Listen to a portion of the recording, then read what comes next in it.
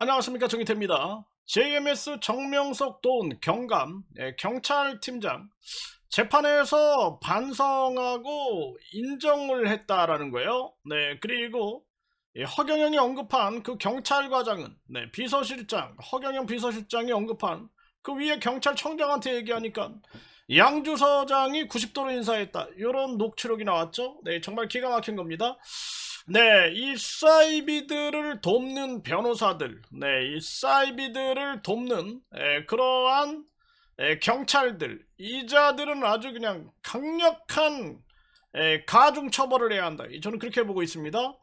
네, 그래서 JMS 정명석 증거인멸 도운 경찰관 첫 재판에서 혐의를 인정했다, 네, 반성하고 있다, 이렇게 나오는 거죠. 이자가 당시에 이 경찰 팀장이었다라는 거예요. 경찰 팀장. 네, 그러니까 경찰 팀장이면은 이 경감이에요. 경감. 네, 경감이고 요자가 이 무궁화 두 개죠. 무궁화 두 개. 파출소장이 이제 무궁화 하나. 그 다음에 이제 경감이 팀장으로 활동을 하거든요. 그래서 요자가 완전히 그 신도들에게 수사 지식을 내세우고, 그리고 실제 교주, 수행원 등은 휴대전화를 교체했다라는 거예요. 이자가 이제 교체하도록 설득을 하면서 범행, 증거인멸을 도왔다라는 겁니다. 네, 그래서 이런 아주 근거 자료가 명확하니까, 네, 이자가 이제 빠져나갈 구멍이 없으니까 인정을 한 거다, 이렇게 볼 수가 있는 거예요.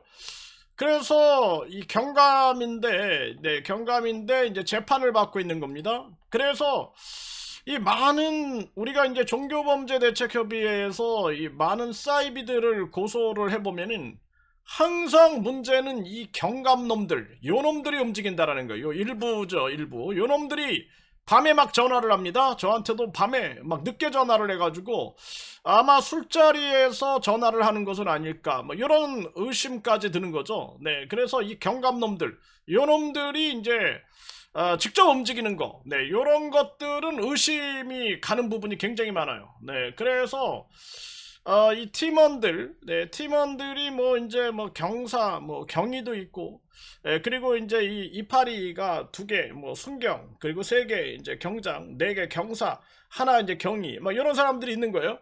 그런데 분명히 담당 수사관은 경장, 이파리 세 개인데, 그런데 갑자기 경감이 나서가지고 저한테도 막 밤에 전화해가지고 난리를 치는 놈들이 있습니다. 이런 놈들을 잡아 제껴야 된다, 저는 그렇게 생각을 합니다. 아주 보통 문제가 아니에요. 이 팀장 놈들을 집중적으로 조사를 해야 한다, 저는 그렇게 생각을 합니다. 물론 이제 훌륭한 사람들도 있어요. 훌륭한 사람들도 아주 뭐 경찰다운, 이 본질에 충실하고 본인의 경찰에 대한 관념 체계를 가지고 있는 이런 사람들도 있는가 하면은 썩어 빠진 놈들이 있는 거죠. 이런 놈들을 잡아가지고 패대기를 쳐야지만이, 그래야지만 이 대한민국이 바로 설 수 있다. 그리고 내가 경찰청장 국민 직선제를 해야 한다 그러잖아요. 그러면 내가 출마한다고.